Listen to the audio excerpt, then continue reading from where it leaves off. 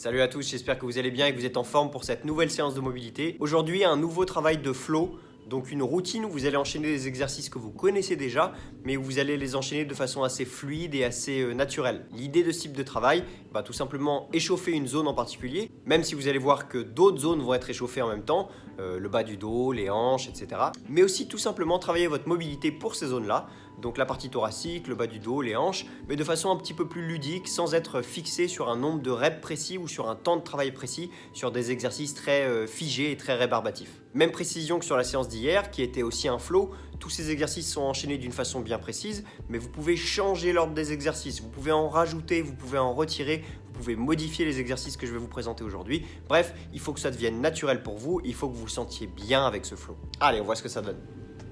Donc on commence tranquille avec un travail au sol, à quatre pattes. Vous allez passer du dos rond au dos creux. Comme c'est le premier exercice et que vous commencez la routine par cet exercice-là, essayez de le faire lentement. L'idée ici, c'est vraiment de sentir ce qui se passe au niveau de votre colonne, de la base du crâne jusqu'au niveau du sacrum. Donc essayez de travailler vraiment sur l'intégralité de la zone. Ensuite, vous basculez vers l'arrière, presque comme un chien tête en bas, sauf que vous êtes genou fléchi. Donc l'idée, c'est encore une fois de travailler sur le dos et pas tellement sur la chaîne postérieure. Ici, du coup, c'est pas grave du tout si vous avez les genoux complètement fléchis. Vous transférez votre poids vers l'arrière, vous ouvrez quand même bien les épaules, vous poussez la poitrine vers le sol et ensuite vous passez en planche. Puis vous passez vraiment en chien tête en bas. Donc cette fois, essayez de faire l'effort d'avoir les jambes un petit peu plus tendues. Et en chien tête en haut. Donc vous allez alterner chien tête en bas, chien tête en haut. Pour le chien tête en haut, vous allez voir que les épaules restent basses et qu'il n'y a que le bout du pied qui touche le sol. Le bassin n'est pas posé au sol, les cuisses non plus, et on regarde vraiment vers le ciel. Donc petit à petit, vous devriez sentir au fur et à mesure des exercices que la zone de votre dos, donc au niveau thoracique surtout, mais un petit peu au niveau du bas du dos aussi, se relâche et commence à être un petit peu échauffé. Puis vous passez allongé au sol et vous allez alterner entre le scorpion stretch et le seal que vous venez de voir ici.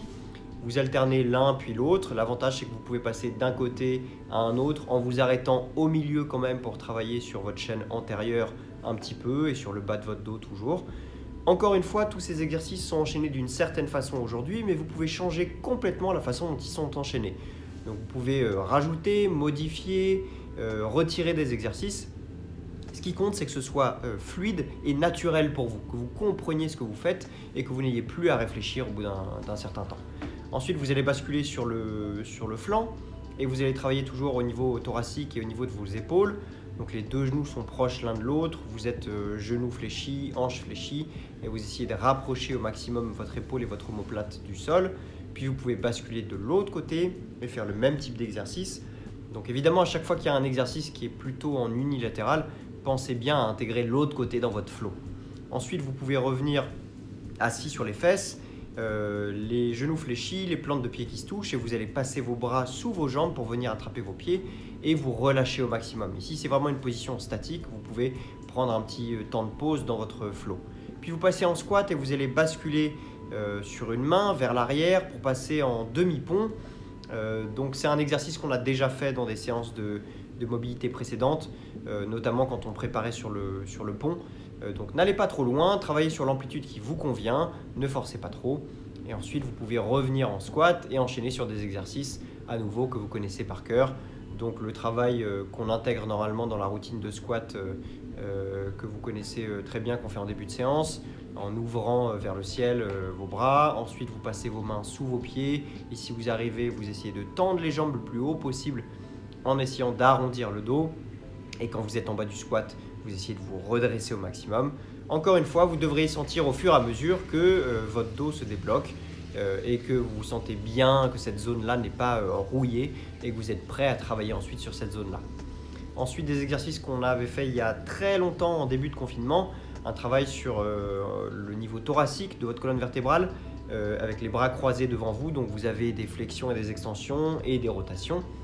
Puis vous allez travailler un petit peu sur vos épaules et vos triceps. Donc vous allez étirer au niveau du triceps, au niveau de l'épaule et même au niveau du grand dorsal puisqu'il y a un mouvement sur le côté ici. Encore une fois, c'est du travail en unilatéral. Donc vous alternez bras droit, bras gauche ou vous restez plusieurs répétitions du même côté et ensuite vous passez de l'autre côté. Et on va terminer par un travail à nouveau sur le triceps et sur l'épaule. pour vraiment essayer de relâcher toute cette zone. Encore une fois, le dos, c'est pas que la colonne vertébrale, c'est tout ce qu'il y a autour. Donc vous travaillez sur vos triceps, sur vos épaules, sur vos rhomboïdes, etc., etc. Et vous pouvez aussi intégrer des vagues à la fin de la séance. Ça vous permet de vous relâcher et en même temps de vraiment sentir que tout est en place pour pouvoir travailler. Donc vague frontale, vague latérale et les vagues en rotation. Donc voilà pour ce flow, à vous de voir combien de temps vous voulez y passer, mais en principe ça devrait vous prendre entre 5 et 10 minutes. Vous pouvez évidemment faire un petit peu plus, légèrement moins pourquoi pas, mais essayez de ne pas descendre trop en dessous des 5 minutes. Il faut au moins 5 minutes pour préparer cette zone, il y a tellement de choses à voir, d'angles à travailler que c'est nécessaire de passer au moins 5 minutes dessus. Quoi qu'il arrive, on s'arrête là pour aujourd'hui, j'espère que la séance vous a plu et on se retrouve dès demain pour une nouvelle séance. Ciao!